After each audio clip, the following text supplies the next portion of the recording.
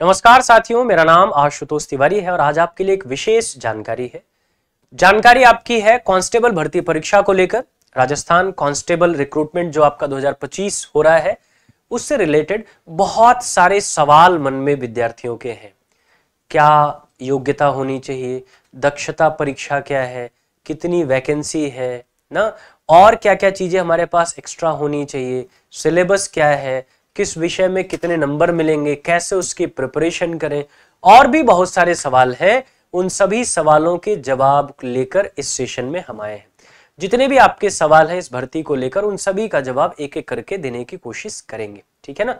तो पूरी जानकारी के लिए इस सेशन को अंतिम तक जरूर देखिएगा। सेशन पसंद आएगा तो शेयर और लाइक भी कर दीजिएगा। चलिए शुरू करते हैं आज इस सेशन को, जहां एक एक जानकारी आपके लिए महत्वपूर्ण है। राजस्थान पुलिस कांस्टेबल रिक्रूटमेंट 2025 की चर्चा। सबसे पहले तो की हाइलाइट्स के बारे में बात करें इस वैकेंसी की, तो आप देखेंगे टोटल नंबर ऑफ जो पोस्ट है वो 9617 है। कितनी पोस्ट है? 9617 ना। टोटल जो पोस्ट है वो है 9617, 9617। नोटिफिकेशन 9 अप्रैल को ही रिलीज हो चुका है, लेकिन एप्लीकेशन स्टार्ट होगा 28 अप्रैल यानी 28 अप्रैल 2025 से आपका फॉर्म फिलिंग स्टार्ट हो जाएगा। और लास्ट डेट फॉर्म सबमिशन की 17 मई 2025 है, यानी लगभग 15 दिन आपको मिले हैं इस फॉर्म के लिए। 15 नहीं, 20 दिन आपको मिले इस फॉर्म के लिए।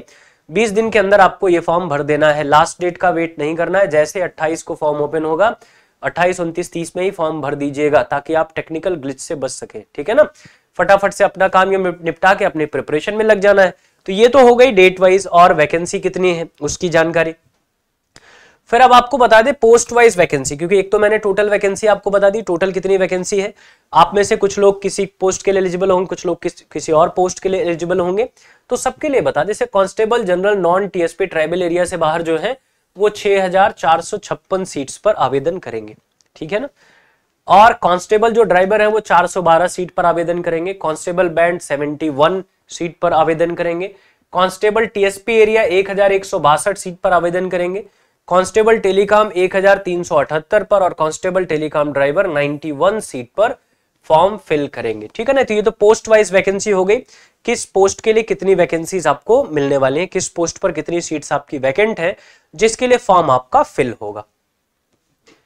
फिर बात करें अब सिलेक्शन प्रोसेस की, क्या होगा सिलेक्शन प्रोसेस आपका, क्या क्या स्टेप्स आपको पार करने हैं।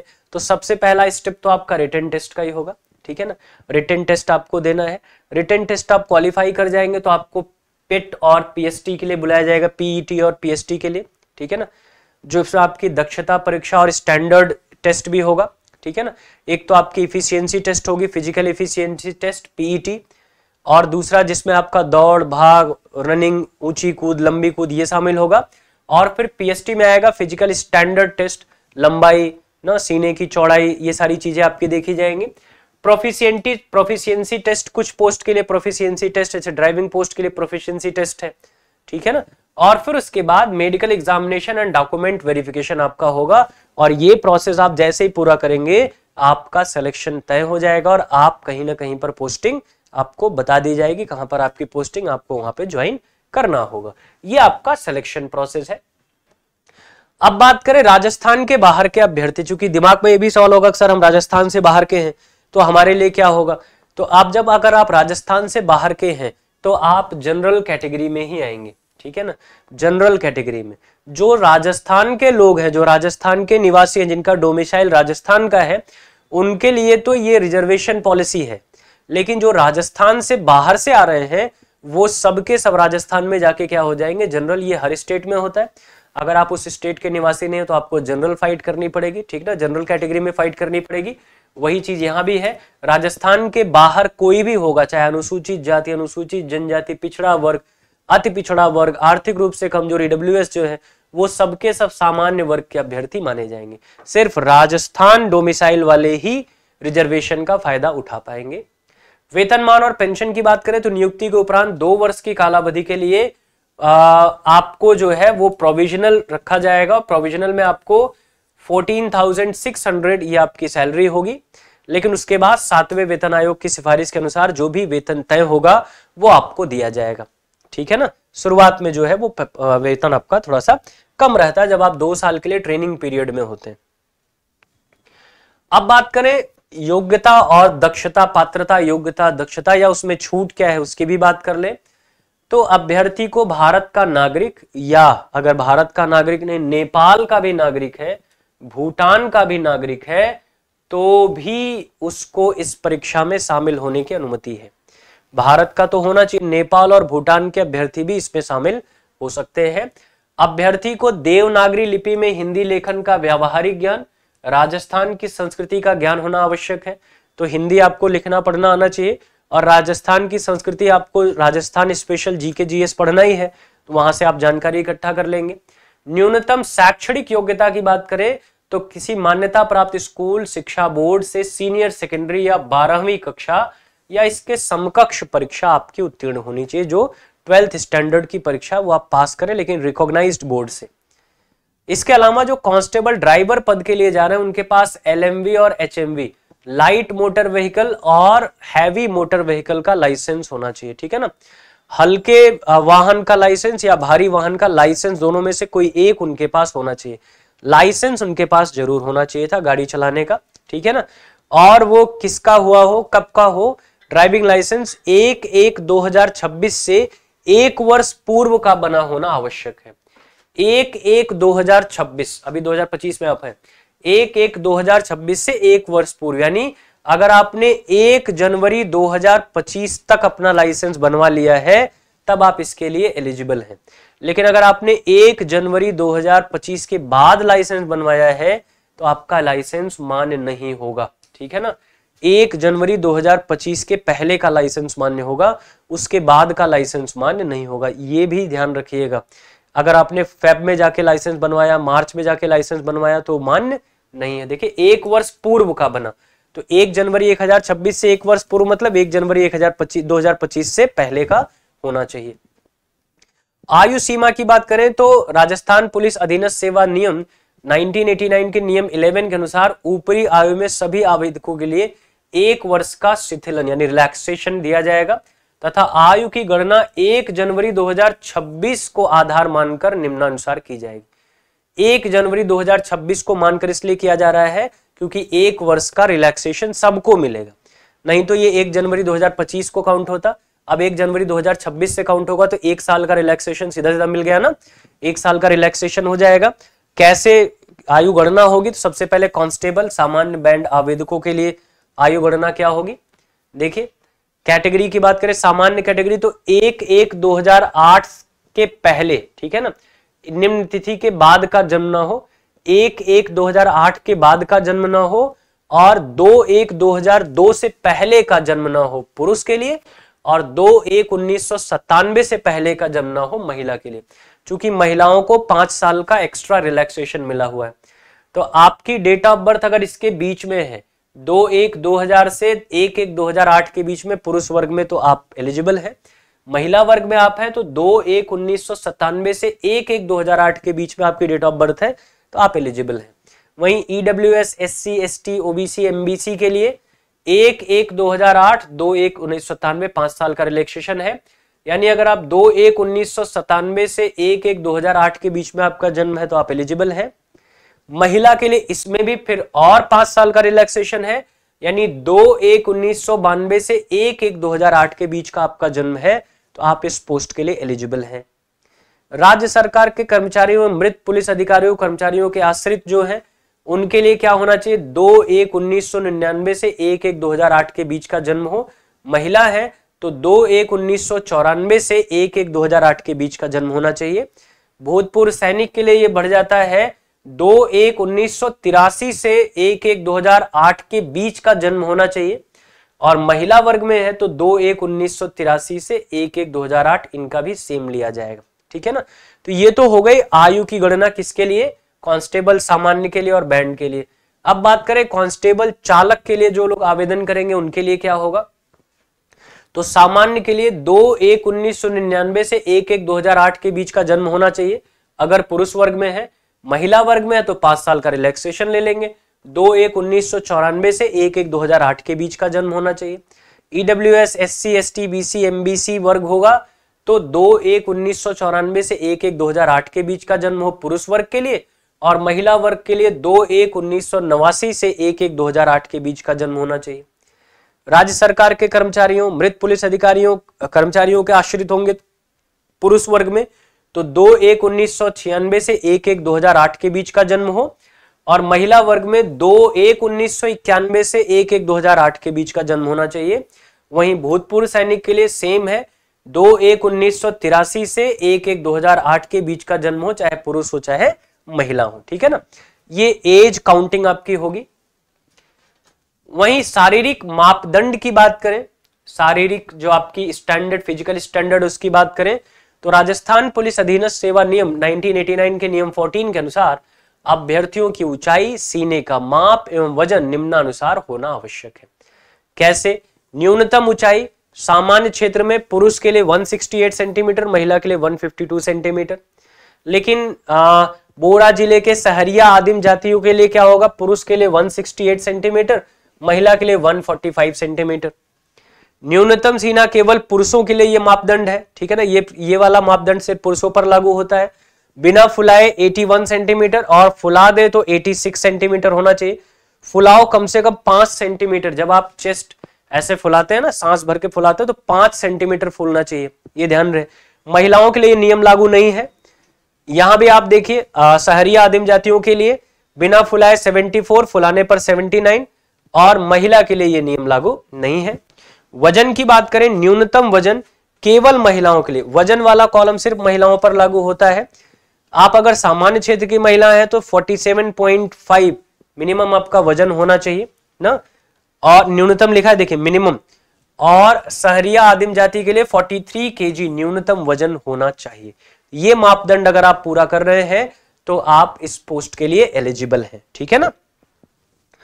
अब बात करें सामान्य क्षेत्र के लिए उपरोक्त वर्णित शारीरिक मापदंडों के अनुसार अनुसूचित जाति, अनुसूचित जनजाति के अभ्यर्थी उपलब्ध नहीं होते हैं तो उन्हें ऊंचाई व सीने में 5 सेंटीमीटर की छूट देनी होगी।